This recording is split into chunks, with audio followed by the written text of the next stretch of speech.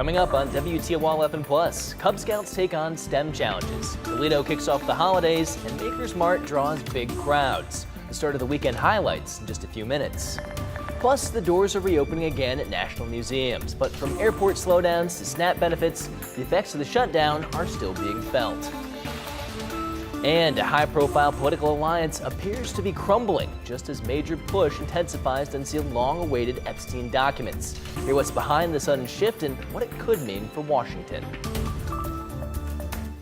Welcome into WTOL 11 News here on Plus. I'm Michael Sandlin. Thank you so much for joining us. We'll get to those top stories and more in just a minute, but first, some breaking news out of Ballville Township. Ohio State troopers are investigating a deadly crash. It happened around 11:30 this morning at Route 53 and Buckland Avenue. Troopers say 85-year-old Richard Berger of Fremont was trying to cross Route 53 and didn't yield. His car was hit by a pickup truck heading south. Berger was taken to the hospital where he later died. The crash is still under investigation tonight. Ohio State Highway Patrol is working to determine the cause of a small plane crash in a field just south of New Bavaria. The Bowling Green Post of the Ohio State Highway Patrol says the crash happened just after 5 o'clock last night near County Road Y and Township Road 14A. Investigators say the plane lost altitude during a routine flight and then went down into a field. The two people on board were 85-year-old Roger Hendricks of Napoleon and 82-year-old Terry Hendricks of Archbold. Both were pronounced dead at the scene. We'll continue to update the story both on air and online as we continue to learn more.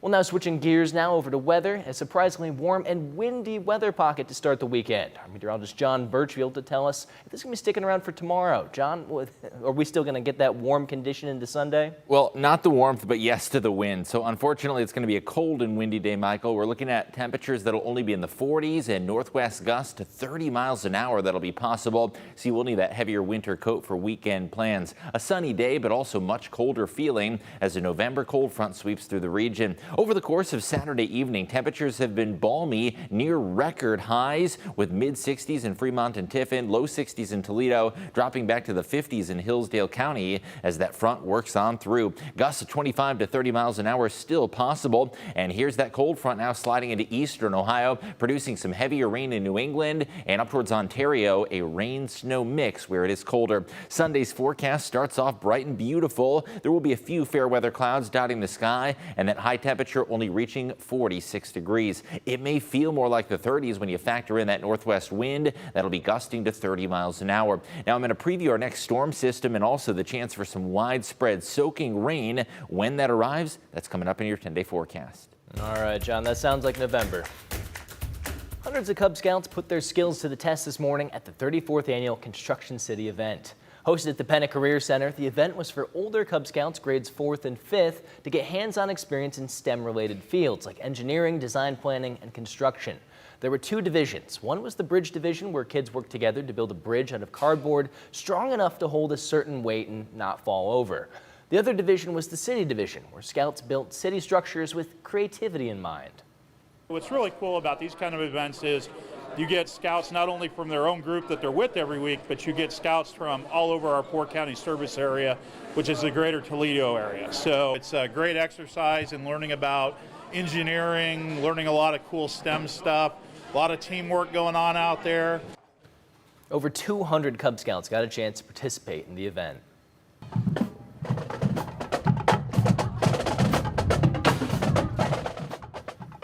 Well, you saw it right there. The streets of downtown Toledo were filled with people spreading holiday cheer for the Blades' 38th annual holiday parade this morning. Spectators enjoyed their fair share of candy, music from high school bands, giant balloons, and lovable mascots, all kicking off the holiday season right here in Toledo. The parade started on the corner of Summit and Jefferson and traveled through much of downtown. Amazing bands, amazing different floats and what's not, and it is so much fun. For Toledo and Northwest Ohio, we rock it when we got a good holiday parade. It's awesome.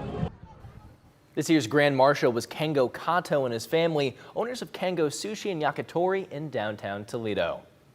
Toledo's favorite indie craft fair, Maker's Mart, is back. Over 70 local artisans and Midwest makers are offering handmade goods perfect for the holiday season. The event also featured food trucks, local coffee, and activities like DIY holiday cards and button making, as well as outdoor games. And then our community has really showed up today, and you're supporting your neighbors when you support Handmade Toledo, and especially when you come to Makers Mart. This now marks the 14th year of the Makers Mart, and it ran today from 11 to 4. Well, the shutdown might be over, but people are still dealing with the after effects. That's why a business here in Toledo is stepping up to help people struggling by providing them with resources to help get them through the month. Dominique O'Neill joins us now. Dominique, what business is this and how are they helping? Well, Michael, Handmade Toledo is stepping up by hosting food drives that offer free food and more to people who need it. Organizers say the goal is to meet people where they are, no questions asked. They're doing just this by providing a space for people to pick up food. Megan Ahern is the manager of Handmade Toledo. She says they were able to recently donate 2 big bags, and food resources come from donations from others in the community. At any moment in time, whether the government is shut down or not, we listen to the needs of our community and show up in any way that we can. That's the most important thing to us. That's the lifeblood of our business. And if you're interested in Handmade Toledo, offers this service every second Tuesday. Coming up at 11, we hear from a local man who's helping give back after he himself was in need at one point in his life. Reporting in studio, Dominique O'Neill, WTOL 11. Hourly employees at Walgreens will no longer receive paid vacation time for 6 major holidays, including Thanksgiving and Christmas. The move comes a month after the pharmacy giant was acquired by Sycamore Partners. Walgreens announced last month that it was laying off roughly 80 corporate employees. Last year, the company announced it was planning to close about 1,200 underperforming stores. Walgreens has not commented. Many national museums are reopening today after being closed for more than 40 days due to the government shutdown. The Smithsonian began opening some museums Friday and will continue to open their doors at various locations through Monday, but it may take a while for things to return to normal. Jen Sullivan with CNN has more. Many national museums are now back open after shutting their doors for more than 40 days during the government shutdown. We've greeted over 1,000 people already. The Smithsonian's National Air and Space Museum in Washington, D.C. began welcoming visitors Friday. The Smithsonian Institution includes 19 museums and the National Zoo in D.C. All were forced to shut their doors when the federal government shut down October 1st, leaving many tourists frustrated. It was a little disheartening to kind of just see the city be a little bit more of a ghost town, but, Smithsonian officials posted on X that they will reopen on a rolling basis, with all facilities open by Monday. We've been here for 5 days, and so we were expected to see all the museums, but like I said, we booked over 2 months ago, so before the shutdown happened. While national museums and federal agencies open back up, not everything is returning to normal right away. Saturday, the FAA gave the green light for more air traffic, but airlines are still being told they'll have to cancel 3% of their flights at 40 major airports across the country. Flight restrictions were reduced to 6% during the shutdown because there were not enough air traffic controllers to operate safely. The decision impacted thousands of flights a day. I am happy that it'll get back to some kind of normalcy or just a little bit better before the holidays. For the roughly 42 million people who rely on the federally funded Supplemental Nutrition Assistance Program known as SNAP to help them afford groceries, most will have to wait until Monday to receive their full benefits. Jen Sullivan, WTOL 11. A new report released today shows a former member of the Federal Reserve Board of Governors broke the central bank's trading rules. The U.S. Office of Government Ethics released the report on Adriana Kugler. She resigned from the board last August. The report found Kugler had invested in Apple, Caterpillar, and Palo Alto Networks. So far, the Fed has not commented on the ethics report. Former President Joe Biden appointed Kugler to the Fed's Board of Governors. And staying on national headlines, President Trump says he is withdrawing his endorsement of Republican Representative Marjorie Taylor Greene. This comes as Greene continues to push for the release of the Justice Department's files on convicted sex offender Jeffrey Epstein. With the government shutdown over, many related restrictions are being lifted. Willie James Inman has more. President Trump says he will no longer support Republican Representative Marjorie Taylor Greene, calling the Congresswoman from Georgia, who had once been his staunch supporter, wacky. In a social media post on Friday night, the president took aim at Greene and said all she does is complain, complain, complain. Marjorie Taylor Greene is not anyway, she is a very different thinking than I have. Something happened to her over the last period of a month or two where she changed, I think, politically. I think that her constituents aren't going to be happy. The president's negative comments about Green come as she continues to push for the Justice Department to release all files related to convicted sex offender Jeffrey Epstein. These women have been waiting, some of them for decades. I talked to several victims that were raped by Jeffrey Epstein back in the 90s. And so this is information that has needed to come out for a very long time, and the American people have demanded it. And so the American people deserve to see transparency from their government. Rich, powerful people should not be protected. That is completely wrong. House Speaker Mike Johnson said Wednesday that a bill that calls for the release of all the Justice Department's Jeffrey Epstein case files will be put to a vote next week.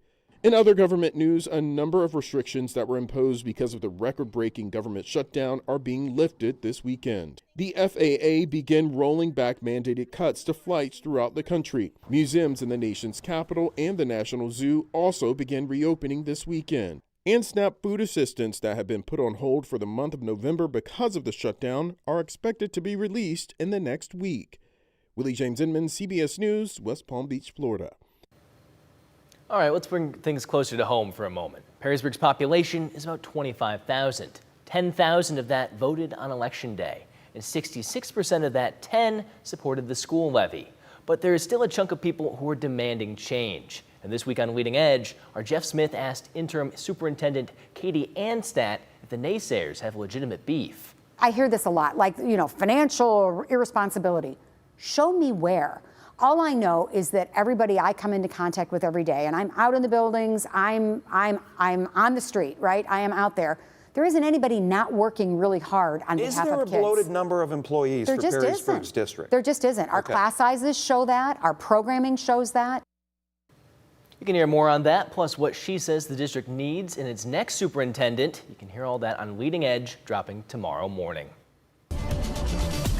And weather-wise, going to be a cold and breezy end to the weekend. The sunshine will be nice, but you will want that winter coat. A near 20-degree drop in temperatures is expected, and also winds may gust to 30 miles per hour, although the increasing sun will make for a nice-looking day, just feeling significantly colder. Temperatures have been in the mid-60s over the course of your Saturday evening. The current standing record high for today is 70 degrees. Came up just short of that. Winds still gusting to around 30 miles an hour, and west winds now, they will become northwest tomorrow as that front works on through. The last of the isolated sprinkles now moving off towards the lakeshore. Perhaps you did see a little bit of drizzle today. The clouds are clearing out rapidly behind this cold front as rain pushes off towards the mid-Atlantic region. There is some steady or soaking rain in New York and even a wintry mix and some snow up towards Canada. Now we are looking at a forecast that does bring back sunshine behind that front. The hour by hour brings all of those showers well clear south and east of us as the sky clears out.